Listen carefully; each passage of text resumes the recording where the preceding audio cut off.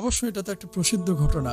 রাসূল আকরাম সাল্লাল্লাহু আলাইহি ওয়াসাল্লামের কাছে মানে বেঈমানেরা এসে, যারা ঈমানদার না, নবীজিকে পরীক্ষা করতে চেয়েছিলেন এবং মুহাম্মদ রাসূলুল্লাহ সাল্লাল্লাহু আলাইহি ওয়াসাল্লামকে আল্লাহ তাআলা যে মুআজিজা দান করেছিলেন সেগুলোর মধ্যে একটি গুরুত্বপূর্ণ মুআজিজা হচ্ছে চাঁদ বিভাজন করা। মক্কার মানুষের সামনে স্পষ্ট এই ঘটনা ঘটেছিল। চাঁদের দুই খণ্ডের মধ্যে হেরা পাহাড়ের চূড়া থেকে দেখা যাচ্ছিল যে দুই খণ্ডের এক খণ্ড পাহাড়ের এক পাশে আর আরেক খণ্ড আরেক পাশে। হিজরতের আগের ঘটনা। মক্কার কাফেররা নবীজি সাল্লাল্লাহু আলাইহি ওয়াসাল্লামের কাছে এসে এমন একটি নিদর্শন দাবি করল।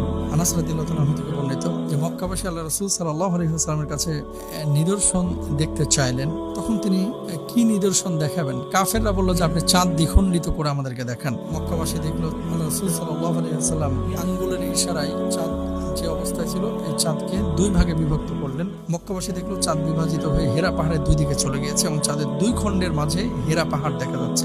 বুখারী মুসলিমের হাদিস কিন্তু এটা। আব্দুল্লাহ ইবনে মাসউদ রাদিয়াল্লাহু তাআলা থেকে বর্ণিত, তিনি বলেন আল্লাহ রাসূল সাল্লাল্লাহু আলাইহি ওয়াসাল্লামের যুগে চাঁদ দুটি খণ্ডে বিভক্ত হয়ে গিয়েছিল। চাঁদের একটি খণ্ড ছিল পাহাড়ের উপরে, আরেকটি ছিল পাহাড়ের নিচে। আল্লাহ রাসূল সাল্লাল্লাহু আলাইহি ওয়াসাল্লাম তখন বললেন, তোমরা সাক্ষী থাকো। সহিহ বুখারী এবং মুসলিমের হাদিস, অস্বীকারের কোনো সুযোগ নেই। আরেকটি বর্ণনা এসেছে, ইবনে মাসউদ রাদিয়াল্লাহু তাআলা বলেছেন, আমি হেরা পাহাড়কে চাঁদের দুই খণ্ডের মধ্যে দেখেছিলাম। এই মুআজিজা কিয়ামতের আলামত সমূহের মধ্যে অন্যতম। কিয়ামতের আলামত সমূহের মধ্যে পাঁচটি ইতিমধ্যে সংঘটিত হয়েছে। সেগুলো হচ্ছে মক্কায় ধোঁয়া আচ্ছন্ন হওয়া, চাঁদ দ্বিখণ্ডিত হওয়া, রোমানদের বিজয়ী হওয়া, কাফেরদের প্রবলভাবে পাকড়া বা ধ্বংস হওয়া।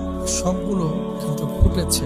মক্কার কাফেররা চাঁদ দ্বিখণ্ডিত হওয়ার নিদর্শন যখন তারা দেখলো, দেখার পর বললো যে এটা তো জাদু। তারপরেও তারা কিন্তু ঈমান আনেন নাই। এবং বর্তমান পৃথিবীর যে বিজ্ঞানীরা যারা চাঁদ নিয়ে গবেষণা করেন, চাঁদ দেখেন, চাঁদে যারা গিয়েছেন এবং এখান থেকে যারা চাঁদ অবজার্ভ করেন, তারা বলেন যে চাঁদের মধ্যে ফাটলের দাগটা এখনো নাকি আছে। যেহেতু আমি দেখি নাই চাঁদে গিয়ে, সুতরাং বৈজ্ঞানিক বা বিজ্ঞানী যারা আছে তাদের কথাটাই আমি আপনাদের সামনে উপস্থাপন করলাম। কিন্তু এখনো ফাটা আছে কি না নাই সেটা পরের বিষয়। যেহেতু বুখারী মুসলিমের হাদিস হচ্ছে নবীজি সাল্লাল্লাহু আলাইহি ওয়াসাল্লাম চাঁদ দ্বিখণ্ডিত করেছিলেন, এটা অস্বীকারের কোনো সুযোগ নেই।